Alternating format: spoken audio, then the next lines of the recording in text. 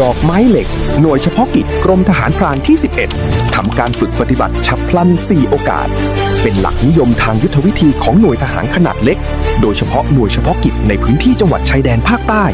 เพื่อเตรียมความพร้อมให้กำลังพลตอบสนองต่อภัยคุกคามได้อย่างทันท่วงที โดยแบ่งโอกาสในการฝึกออกเป็น 4 สถานการณ์หลัก ณ ที่ตั้งหน่วยเฉพาะกิจกรมทหารพรานที่ 11